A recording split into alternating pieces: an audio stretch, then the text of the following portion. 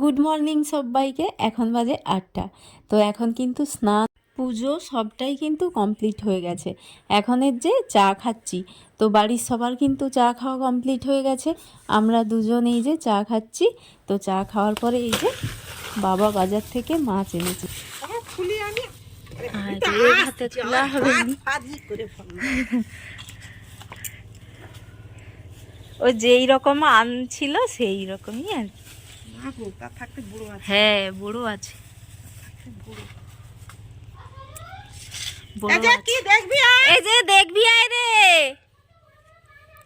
দেখবি আয়। ওরে বাবা, একদম জ্যান্ত জ্যান্ত জ্যান্ত জ্যান্ত, সব জ্যান্ত জ্যান্ত। তবে মানে কি বলতো, একটা সাদাটে ভাব। ওই যে কুয়াশা হচ্ছে নি, ধারে লেগে গেছে। এই যে কি দেখবি, চলা দেখবে এসো, দেখবে এসো। হ্যাঁ, চিংড়ি। কে খাবে? দিদি খাবে। পিঠে ওরকম ই করো না, বড়ছিতে বসছে না। বলছিলি তো, বলি পূজা হয়েছে যখন চলে আসো, পূর্ণিমা পূজা বলে এই আসছিনি, কটা দিন যাও, যাব। হ্যাঁ, ওই তো। তো মা ওখানে মাছগুলো কাটছে, আর আমি এই যে সকালে যত চাটা খাওয়া হয়েছে সেই সমস্ত বাসনগুলো ধুয়ে নিয়ে এসেছি, এখন গুছিয়ে রাখছি। আজকে একটু তাড়াতাড়ি স্নান পুজো এই সমস্ত কিছু সেরে ফেলেছি, তো অনেকটা হাতে সময় আছে, আর আজকে ফ্রিলি একটু কাজ করব। আর আজকে না হচ্ছে ছুটি আছে, তো তাই আরও একটু মানে স্কুল ছুটি, তো সেই কারণেই কিন্তু অনেকটা সময় আছে, তো বেশি চাপ নেই। তো চলো আজকে এই যে রান্নাঘরে আসলাম, আর এই শাকগুলো নিয়ে এসেছে। এটা হচ্ছে চিকনি শাক, আর কি কি রান্না হবে সেই সমস্ত এখন নিয়ে বসেছি। আর সবজিগুলো বের করেছি ফ্রিজ থেকে, উচ্ছেগুলো প্রায় নষ্টের দিকে, তো এগুলো আজকে উদ্ধার করতেই হবে। তো তারপরে কিন্তু সবজি একটু কাটাকাটি করেছি, রেডি করে রেখেছি।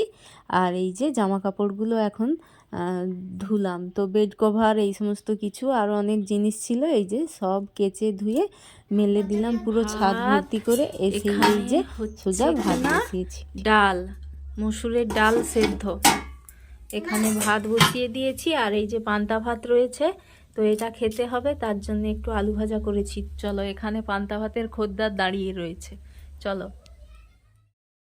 খাওয়া দাওয়া কমপ্লিট করে এই যে আসলাম, আরও বাকি রান্নাগুলো সারলাম, আর এখানে চিংড়ি মাছগুলো মশলার সাথে মাখিয়ে রেডি রাখছি। আর এদিকে হচ্ছে উচ্ছে ভাজা, কড়াইটা কেমন পুড়ে পুড়ে গেছে অতিরিক্ত জ্বালানি লেগে যাওয়ার কারণে, তো যাই হোক। আর এখানে আমি মাছটাকে একটু আগের থেকে মানে মশলার সাথে একটু মিক্স করে মাখিয়ে রাখছি, তারপর রান্না করব। তো এগুলো একটু নারকেল দিয়ে মানে নারকেল দুধ দিয়ে রান্না করলে চিংড়ি মাছের বেশি স্বাদটা ফুটে ওঠে। আর হচ্ছে লঙ্কা দিয়েছি, আমাদের বাড়িতে সবাই লঙ্কা খায় চিংড়ি মাছের সাথে। তো আজকে এমনি আদা পেঁয়াজ টমেটো এই সমস্ত মশলা দিয়েই করছি, নারকেল দুধটা আর দিলাম না। তো এই যে জল দিয়ে দিয়েছি, আর একটু ফুটে ফুটে হলেই হয়ে যাবে। আর এখানে উচ্ছেগুলোও কিন্তু ভাজা হয়ে আসছে, আর আমি দেখাচ্ছি যে আমার কড়াইটা কিভাবে পুড়েছে।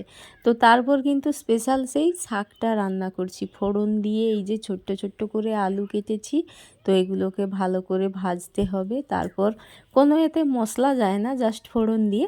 তো এই যে শাকটা কিন্তু সেদ্ধ করে এইটুকানি হয়ে গেছে পুরো, তো এটাকে ভালো করে দিয়ে এই আলু বেগুনের সাথে মিক্স করে একদম ভালো করে একটু ভাজা ভাজা টাইপসের করে নিতে হবে।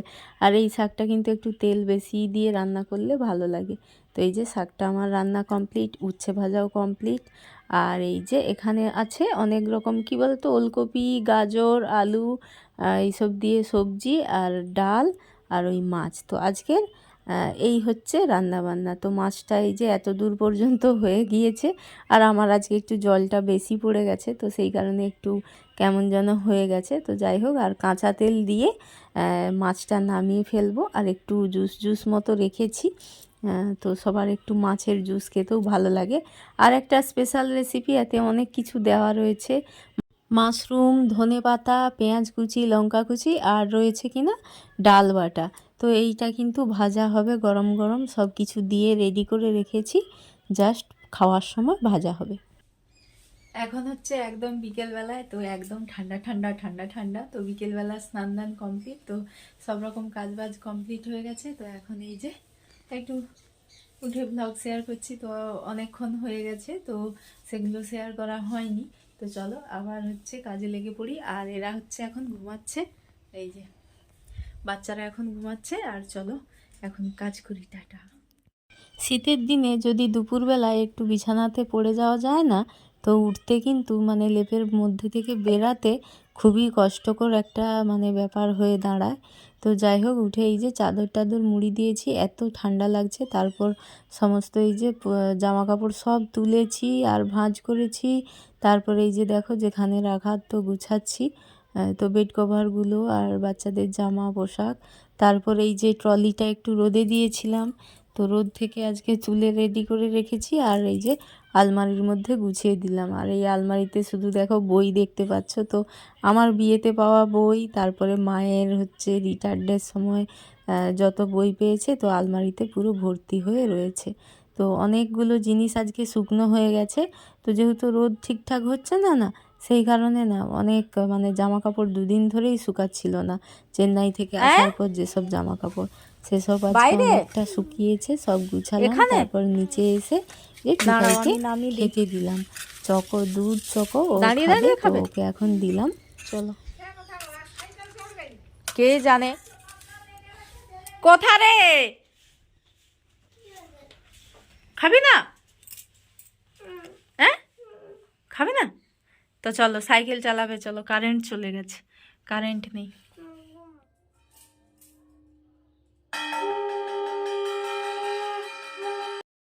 দেখতে দেখতে সন্ধেটাও হয়ে গেল, তো সন্ধেটা দিয়ে দিলাম।